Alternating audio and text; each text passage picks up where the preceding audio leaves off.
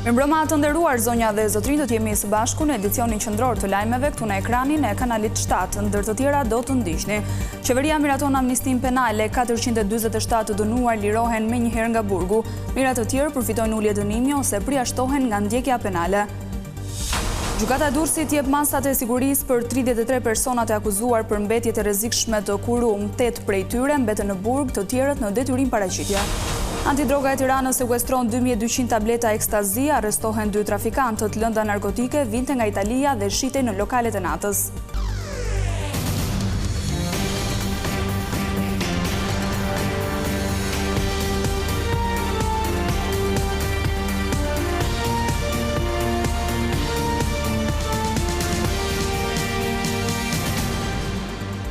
Vjojmë të njihemi më gjërësisht me zhvillimet kryesore të ditës. Këshilli i Ministrave miratoi amnistin penale nga e cila përfitojnë lirim nga burgu 447 të dënuar, pjesa më e madhe e të cilëve gra dhe të mitur. Amnistia e cila pritet të miratohet në parlament përjashton të dënuarit nga gjykata e posaçme kundër korrupsionit. 447 të dënuar do të lirohen menjëherë nga burgu. Qeveria miratoi këtë të premte amnistin penale. Ministri i Drejtësisë Besfort Lamallari deklaroi pas mbledhjes së Këshillit të Ministrave se përfitues janë gra, të mitur dhe të huaj. 447 persona përfitojnë lirim të menjëhershëm dhe 853 të tjerë ulje dënimi. Ndërkohë, nga shërbimi i provës amnistohen 5077 të dënuar me masa alternative. Duke nënvizuar se nuk është fjala për tolerancë ndaj krimit, por për mbizotrimin e principit njerëzor, ministri thotë se amnistia afron vendin ton me shtetin social dhe me standardet e Këshillit të Europës. Duke filluar nga viti 2024, pushohet ndjekja penale për plot 14.000 procedime për vepra të lehta. Objektivi ynë ambicioz është të kemi një sistem që ditë ndëshkojë fort kur duhet, por edhe të jap një shans për të rikthyer në shoqëri. Drejtësia nuk është vetëm dëshkim, por edhe një mundësi e dytë e drejtuar nga humanizmi dhe rehabilitimi. Lamallari përsëriti se nga amnistia nuk përfitojnë subjektet e posaçme të SPAK dhe të gjykatës kundër korrupsionit dhe krimit organizuar. Projekt ligji i amnistisë do të depozitohet në kuvent, ku do të nisë shurtimi në komisionet parlamentare dhe më pas kalon për miratim në seancë plenare. Dërsa parlamenti pritet të miratojë amnistin penale, inspektori i lartë i drejtësisë ka gjetur disa parregullsi në amnistinë e vitit 2024. Sipas njoftimit zyrtar, janë konstatuar disa problematika në procedurat e ekzekutimit të vendimeve gjyqësore. Kjo ka shkaktuar vonesë në ekzekutimin e amnistisë edhe për shkak të interpretimit të dispozitës ligjore nga ana e prokurorit që kryen ekzekutimin. IL do thotë se ka patur diferencë kohore mes datës së vendimit të formës së prerë dhe zbardhjes, çka ka bërë që disa të dënuar të qëndrojnë më tepër në qeli. 8 nga të akuzuarit për mbetje të rrezikshme të Kurum u lanë në burg nga gjykata e Durrësit. Pas një seance e maraton, togat e zeza vendosën për personat e tjerë të përfshirë në këtë veprimtari kriminale, masa detyrim paraqitje dhe ndalimi daljes jashtë vendit. Gjykata e shkallës së parë në Durrës dha masat e sigurisë për mbetjet e kompanisë Kurum nga 33 persona gjysej që akuzohen për vepra të ndryshme penale, 20 prej tyre janë paraqitur para gjykatës me praninë e avokatëve në lidhje me masën e dhënë. Për 8 prej tyre është dhënë vendimi arrest me burg, ndërsa për 5 arrest shtëpie. Masat e dhëna për vepra të ndryshme penale janë edhe ndalimi i daljes jashtë shtetit dhe detyrim për të paraqitur në policinë gjyqësore.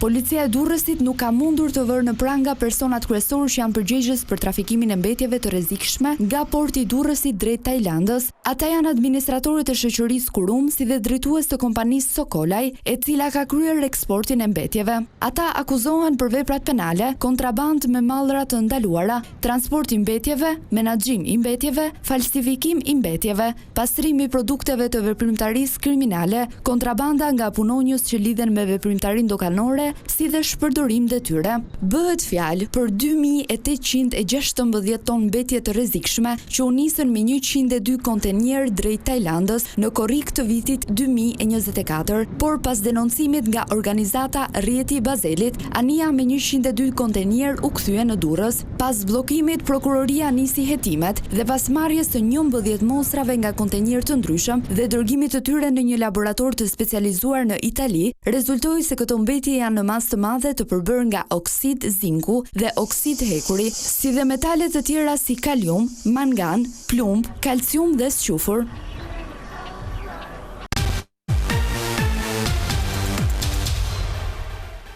Lideri i opozitës deklaroi se Edi Rama po minon integrimin me zvarritjen e kërkesës së SPAK për arrestimin e Belinda Ballukut. Sipas Sali Berishës, kjo çështje po diskutohet me shqetësim në kancelaritë europiane dhe mund të çojë në bllokimin e procesit. Kryetari i Partisë Demokratike Sali Berisha deklaroi sot se qasja e mazhorancës ndaj kërkesës së SPAK-ut për imunitetin e zëvendës kryeministres Belinda Balluku po bllokon procesin e negociatave për anëtarësimin e vendit në Bashkimin Evropian. Në një konferencë me gazetarët, Berisha deklaroi se disa prej vendeve anëtare të BE-s janë shqetësuar për zvarritjen që po i bën Partia Socialiste në Parlament kërkesës së SPAK-ut, duke theksuar se dosja Balluku e dosja për tenderat në Agjencinë Kombëtare të Shoqërisë së Informacionit po bllokojnë procesin e integrimit. Burime shumë serioze informojnë për diskutimet e gjëra që po zhvillohen në kancelaritë europiane dhe në Bashkimin Evropian, në të cilat nuk përjashtohet dhe opsioni i zhbërjes së plot të procesit integrimit të Shqipërisë në Bashkimin Evropian për shkak të këtyre qëndrimeve antikushtetuese që mban Edi Rama në rastin e dosjes së tij në aparencë Balluku dhe Akshit. Në raport me deklaratat e figurave të Partisë Socialiste se duhet ndryshuar reforma në drejtësi, Berisha përsëriti se PD nuk bëhet pjesë e këtij procesi. Partia Demokratike s'bëhet pjesë në absolute asnjë hyrje. Edhe pse prej nisjes së hetimeve ndaj numrit 2 të qeverisë Belinda Balluku, Berisha ka ndryshuar qëndrim ndaj SPAK-ut duke dalë në mbrojtje të tij, ai sot foli për mercenar kundër opozitës. Berisha tregoi një episod të kontrolleve në një kompani me emrin Mektrin, si pjesë e hetimeve për numrin 2 të Partisë Demokratike Flamur Noka. Pse u kontrollua kompania, do thoni ju? Na duhen dokumentat e veturës Flamur Nokës që ka blerë Flamur Noka. Se që është një veturë, Range, mos gaboj është, po. Shkuan njërën ditë, i thanë ata skemi. Shkuan ditë e tjetër, u thanë nxirrni. Çfarë doli? Veturën e kishte blerë Lul Basha. As që i mori fare dokumentat. Jo, se krim duhet ishte për Flamur Nokën.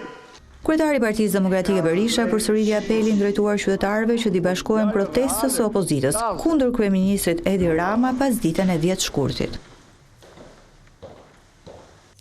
Ish-deputeti i Partisë Demokratike Dashnor Sulaj, pa kënaqur prej kohësh nga të djathtët, ka gjetur zgjidhjen duke kaluar në radhët e socialistëve. Me vendim të qeverisë Rama, ish-ligjvënësi demokrat është emëruar këtë të premte si kryeinspektor i përgjithshëm, post të cilin më herët e mbante Shkëlqim Hajdari. Ky i fundit sërish me vendim të Këshillit të Ministrave është emëruar prefekti i Tiranës, post të cilin më herët e mbante Afrim Qëndro. Dashnor Sula u distancua nga Partia Demokratike dhe Berisha me njëherë pasi u la jashtë listës së kandidatëve për deputet në zgjedhjet parlamentare të 11 majit. Ai kritikoi vazhdimisht liderin demokrat dhe kupolën drejtuese të partisë, duke shkuar drejt divorcit përfundimtar me opozitën, tashmë si një nga zyrtarët më të lartë të qeverisjes socialiste.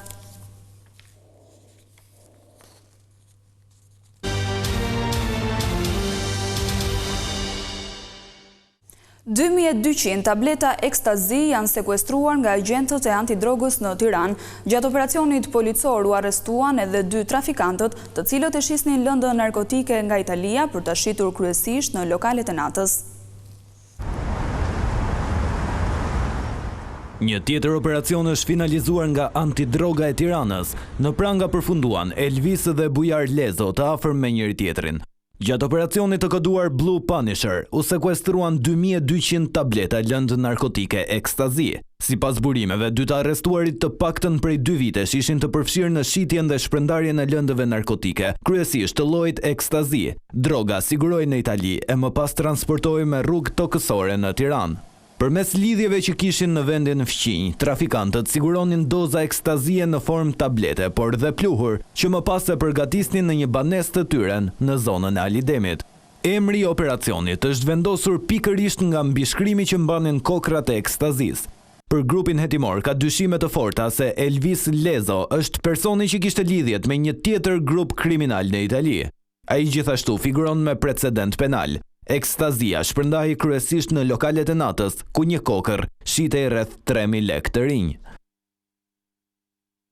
Një aksident i rënd ka ndodhur këtë të premte në afërsi të tunelit të Murrizit në fshatin Maric të Tiranës. Një makinë të cilën udhëtonin 3 persona është përplasur me një kamion duke u ndarë në 2 pjesë. Siç duket edhe në këto pamje, një pjesë automjetit ka përfunduar në anën tjetër të rrugës. Personat që ndodheshin brenda janë dërguar me urgjencë drejt Spitalit të Traumës në Tiranë, ku po marrin mjekim të specializuar.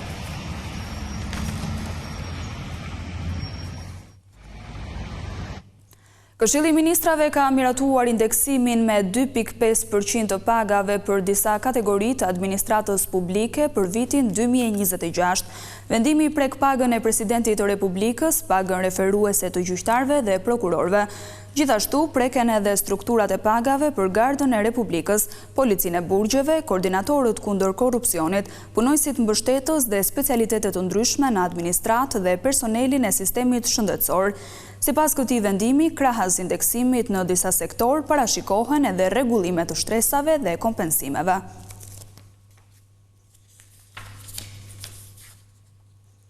Banorët e Rjollit janë të vendosur të mbrojnë pronat e tyre, të cilat thonë se i kanë me dokumentacion të rregullt. Ata kanë vijuar protestën ku janë përplasur sërish me uniformat blu, ndërsa kanë paralajmëruar për shkallëzimin e veprimeve.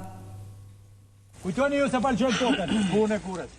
Në ditën e 5 të protestës së tyre, banorët e Rjollit në Velipoj janë përplasur sërish me policinë. Jene punon ai padron si me pas. Ata kanë tentuar të bllokojnë makineritë që po punojnë në zonë për ndërtimin e një resorti turistik, i cili sipas banorëve po bëhet pa miratimin e tyre si pronar tokash. Një ditë më parë, banorët protestuan edhe para prokurorisë së posaçme në kryeqytet, duke thënë se disponojnë të gjithë dokumentacionin për të provuar se janë pronar të ligjshëm. Banorët e Rjollit edhe një vit më parë kanë depozituar në SPAK një kallëzim në ndyshimet se janë falsifikuar dokumentet me qëllim ndërtimin e resortit. Kallëzimi është dërguar për kompetencë hetimore edhe në prokurorinë e Shkodrës, organi i cili sipas banorëve nuk ka ndërmarrë asnjë veprim. Pikërisht për këtë arsye të hënën ata do të mbajnë protestën e radhës para prokurorisë në Shkodër. Prokuroria e Tiranës mbylli hetimet për vdekjen e fëmijës 3 vjeçar Brian Spahiu pasi u nënshtrua një ndërhyrje stomatologjike. Organi akuzës zbuloi se 2 mjekët Roland Xhaxho dhe vajza e tij Ina Xhaxho e kanë operuar për 5 orë fëmijën nën efektin e anestezisë, duke ndikuar drejt për drejt në vdekjen e tij, pasi fëmia nuk e përballoi dot mbi dozën. Hetimet gjetën shkelje të rënda të protokolleve ndërkombëtare dhe praktikave më të mira mjekësore, të cilat kanë një lidhje shkaksore të drejt për drejt me vdekjen e 3 vjeçarit. Pashtu, hetimi i provoi se 2 stomatologët kanë mashtruar prindrit e të miturit, duke i marrë pagesën për mbushjen e 14 dhëmbëve, ndërkohë që nga autopsia rezultoi se 6 prej tyre ishin hapur, por nuk ishin mbushur.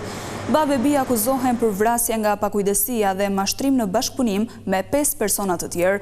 3 vjeçari Brian Spahiu ndroi jetë në datën 1 tetor të 2023-shit, 3 ditë pas ndërhyrjes.